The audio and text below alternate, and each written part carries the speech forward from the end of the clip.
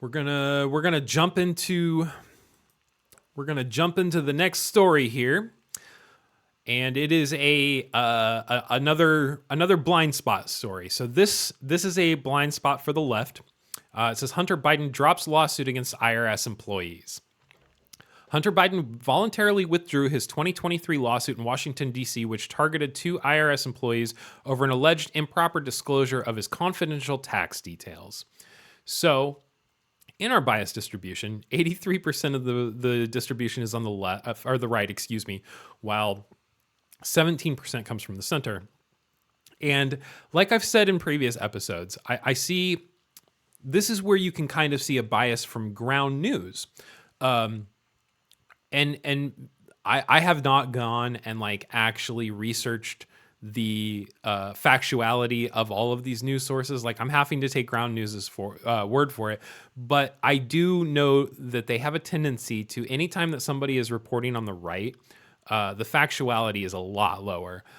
So it says that 25% of the sources are high factuality, with mostly 67% mixed distribution here. So I pulled a story from Newsweek because it is about the only center distribution I could find on the ground news agitator. So we will read through this article from Newsweek. It says Hunter Biden drops lawsuit against IRS employees afraid to fight.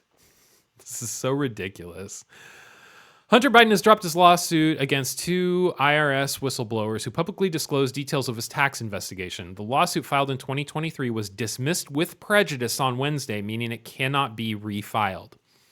Newsweek contacted the Treasury Department via email for comment.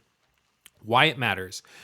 This is the latest turn in the ongoing legal and political saga around Biden, whose legal issues related to tax evasion and unlawful firearm possession were featured in the 2024 presidential campaign.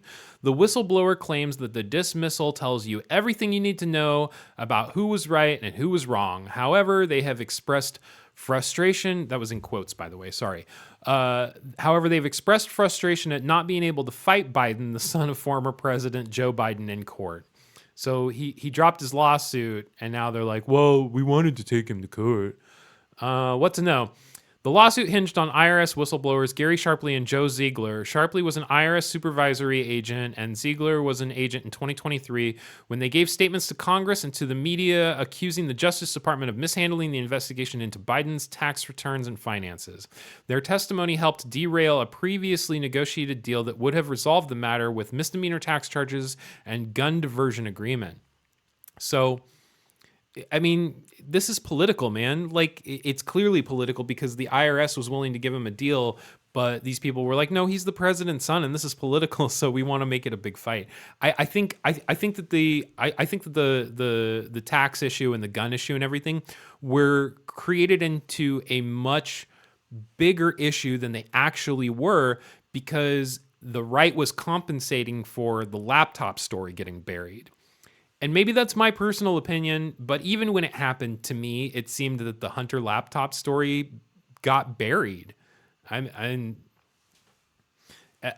know that that might be a hot take, and I definitely would have Jeff disagreeing with me if we were still doing this show together. But like, I don't know. I was watching a lot of both sides at the time, and it seemed a little bit weird there. Anyway, that's what I think. I think that this got blown up in response to that getting buried, but who knows? That's just my opinion. After the agreement collapsed, Biden was charged with 9 counts tied to unpaid taxes between 2016 and 2019, totaling $1.4 million, which he later paid. He was convicted on tax and gun charges. So he paid his taxes, whatever. Biden retaliated with his suit, accusing the 2 IRS agents of violating federal secrecy laws by revealing information from his tax returns and laptop. Biden did not provide a reason for ending the suit, but he previously cited financial hardship in withdrawing a separate civil action. The dismissal comes about a month after his legal team filed a motion to withdraw. He also received a full and unconditional presidential pardon from his father in December. Yeah, after his father said that he wouldn't pardon him. You can get hypocrisy from both sides, people. Just remember that. typically you always get hypocrisy from the top. It doesn't matter who's in charge. Just hypocrisy falling down like rain.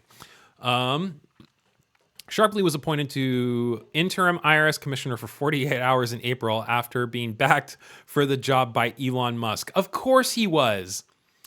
So the whistleblower who made this a political issue and brought the information about Hunter Biden out was recommended by Elon Musk to be the interim commissioner for the IRS. That sounds as fishy as fucking ever, man.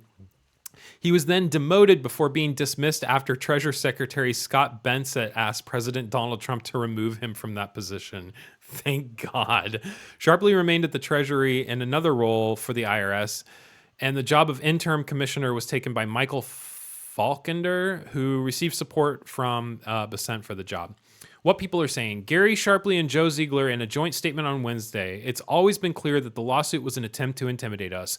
However, we were always motivated by doing the right thing. Yeah, that way, right? Not the correct thing, the right thing.